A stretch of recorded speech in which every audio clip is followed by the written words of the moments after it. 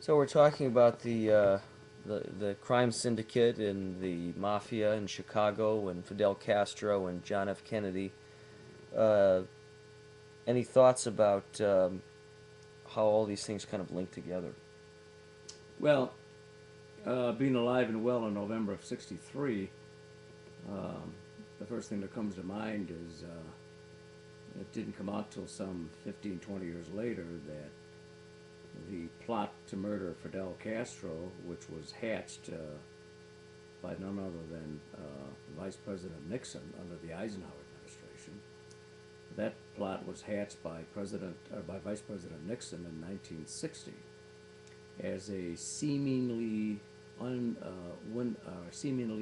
winning prelude to the November 1960 election. The idea was that if Castro was eliminated and Eisenhower and Nixon would take the full credit for that, uh, Nixon's obviously a shoe-in for the presidency, no matter who runs up against him. We got rid of the communist bastard Fidel Castro in Cuba, and I'm the guy that did it, and anybody that wants to vote for me is free and able, and it's a shoe-in. Nixon would have been a shoe-in. So, interestingly enough, the action officer for the not only the Bay of Pigs invasion in 1961, but the action officer for the trigger mechanism in which the CIA hired a man by the name of Robert Mayhew, who just died last year in 2008 in Las Vegas. Robert Mayhew went to the Fontainebleau Hotel in Miami sometime in the summer of 1960 and made arrangements with Johnny Rosselli from the Chicago outfit to make the plans to assassinate Fidel Castro. And the interesting thing about that is, of course, that one, Castro had taken power in January of '59, and the United States government was highly embarrassed over the fact that we had a communist regime 60 miles off the shore of Miami, Florida. And the other thing that was embarrassing is that Castro, when he took power, threw out all organized crime figures in Cuba, particularly in Havana. And those people that were tossed out, one in particular was Santos Trafficante, and interestingly enough, Santos got his way out, bribed his way out of Cuba, and interestingly enough, Jack Ruby was down there in 1959 as an emissary to try and get Santos Trafficante out of Cuba. Well, the end result of all of this was that agreement was hatched between the CIA and the Chicago outfit to kill Fidel Castro, number one. Number two, you get paid $150,000. This is all published information, nothing just from me. And number three, you'll be able to get back in the casinos in which the gambling, prostitution, and whatever drugs were being manufactured or distributed. Everything would go back to square one. And secondly, of course, the big thing is had Nixon accomplished this before the election of 1960, he was a shoo-in for the presidency. Well, interestingly enough, this information was withheld from the American people up until about 1975, and the Church Committee, Senator Frank Church, had an investigation, and all of these secret plots by the United States government to kill and assassinate foreign leaders came to the fore. And it's interesting to know that Chicago was the organized crime group that was chosen for the assassination, and that was done for a number of reasons. One, Chicago had the expertise. They had the expertise because there was 1,000 gangland murders over a 30-year period in Chicago, all of which were unsolved. And of course, Chicago had a major stake in Havana, so the CIA had a previous relationship with organized crime during the Second World War. We all know of that, and they helped take out Benito Mussolini from Italy, and in the return, they gave organized crime figures in Italy major municipal positions of power to stabilize the Italians after World War II.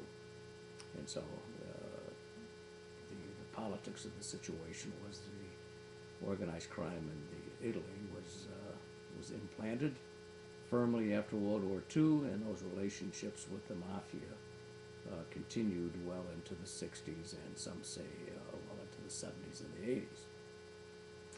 Well, the end result of all of this is 30 years later, fast forward, Fidel Castro, who was alive and well and still is here in 2009, published a documentary called ZR Rifle. And it was a documentary shown in Mexico City. Unfortunately, it wasn't shown in the United States of America.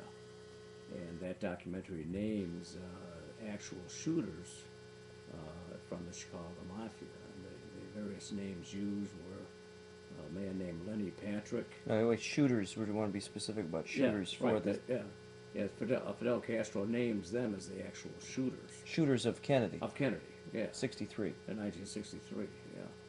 And he names a man named Lenny Patrick, another man named Dick Kane, and another individual by the name of Eladio Del Valle from Miami. Well, I don't know how Castro got all of this information.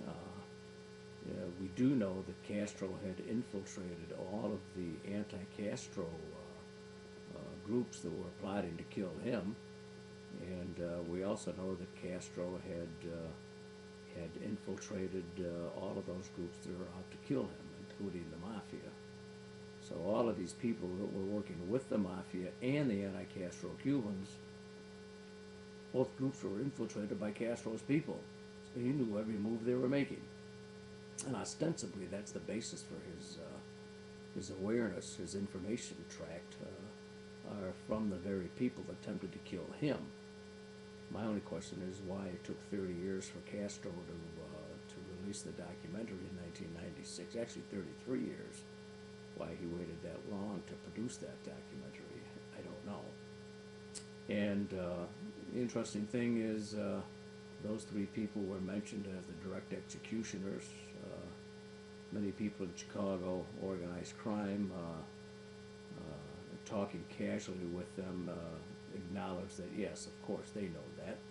There's a number of other books published about 8 years ago, a book called Double Deal that makes a reference to the author's awareness of Michael Corbett's book, Double Deal, makes a indirect reference to his awareness of Chicago being behind President Kennedy's murder.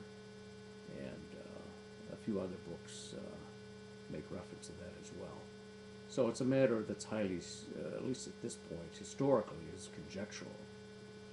Interestingly enough, President Kennedy's son, John Kennedy Jr., went to, as he read this article, I'm sure he did, because the following year in 1997, John Kennedy Jr. Went and had spent 2 days with Fidel Castro in Cuba. And What do you think they talked about in Cuba? It would seem to be evident that his visit with Castro was tied into Castro's documentary ZR Rifle, which had just been issued the previous year, and he got wind of it. And I suppose it would be not unreasonable to assume that maybe the son, who's now in his middle 30s, now is thinking, gee, what happened to Dad, and maybe I'd really like to find out for myself. Well, all we know is that he did speak to Fidel Castro, spent 2 days there, but we never had any published reports from anybody in a position to know what was actually said and recorded by John Kennedy Jr. After John Kennedy Jr.'s death, just 2 years later, in 1999, any number of books came out purporting to represent John Kennedy Jr.'s mindset regarding his father's assassination. And but some of those books have been debunked very stridently by none other than Caroline Kennedy, John Kennedy Jr.'s sister. So there's some open questions that need to be addressed and answered, I'd like